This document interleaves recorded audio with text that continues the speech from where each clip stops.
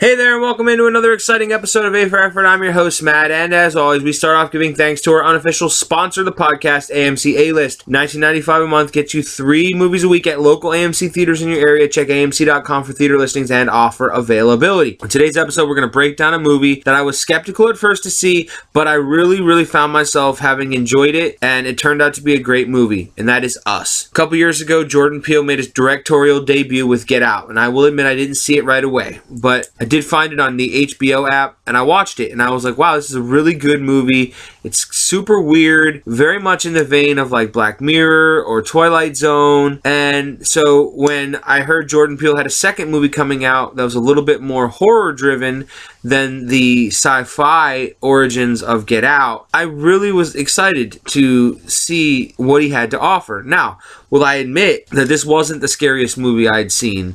It was very suspenseful, and it was very on the edge of your seat anxiety, but scary is not the right word. And I've seen some other reviewers say that it's one of the scariest movies of all time, that it's a scary character-driven story. Like, yeah, of course it's character-driven. There's not big special effects or anything of that nature. It's just not scary the way I expected it to be. And it doesn't mean that it's a bad movie. So, the movie was written, produced, directed by Jordan Peele. It's starring Lupita Nyong'o, Winston Duke, Elizabeth Moss, Tim Heidecker, Shahadi Wright Joseph, Evan Alex, Johanna Abdul Mateen II, Madison Curry. I really enjoyed this movie. I will admit, coming out of it, for the first 24 hours, I was kind of like, what the hell did I just watch? Do I need to see it again to understand it? Like, I just couldn't figure out what I had watched. I don't want to go deep into spoilers because there's huge plot twists in this movie that kind of make it more understandable. And I will admit, about 36 to 48 hours after I'd seen the movie, it was like a light bulb went off in my head and I completely understood the plot to the movie. And it's one of those movies where if you don't understand it, if you don't get where the twist is coming from, then you might not enjoy it. There's a lot going on. The movie opens with a cue card describing tunnels beneath the cities, and it kind of threw me for a loop because I'm like, okay, what has this got to do with anything? And then it kind of makes more sense towards the end, and it had a heavy sci-fi element that I didn't expect, but I found myself laughing more than I was scared. Like, Winston Duke is just hilarious throughout this movie. Some of the things he does is just crazy funny, and you expect good comedy from Jordan Peele, but what I love about Jordan Peele is that he keeps doing these movies that are just different, and they're just unique, and they're original ideas, and we're not getting a lot of that in Hollywood these days. We're getting a lot of remakes of older movies.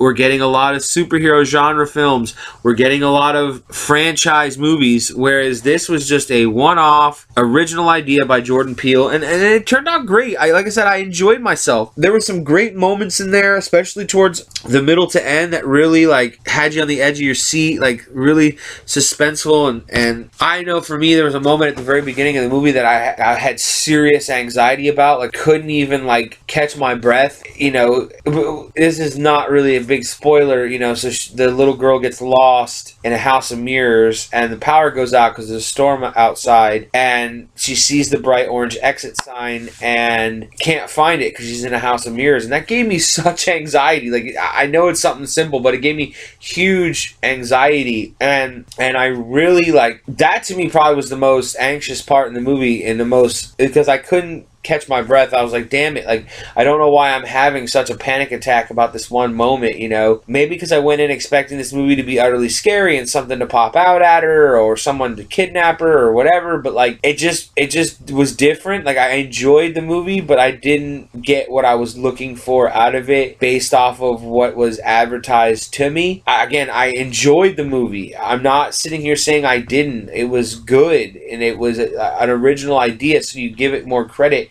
for being original than for being a remake or a rehash. You know, it comes from the vein of a Twilight Zone or a Black Mirror or something of that nature.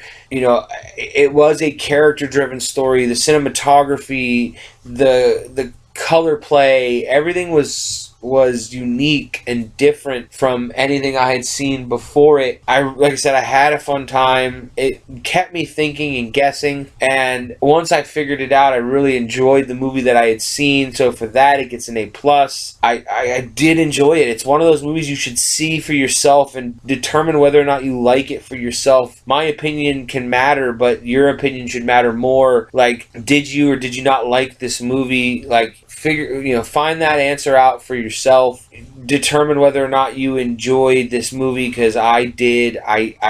I definitely did, and I hope to do a roundtable discussion soon with some friends about this movie, because it just deserves discussion. And if that's what Jordan Peele was going for, then he did a great job. Again, A+ for Us by Jordan Peele. Give me another one just like it, Jordan.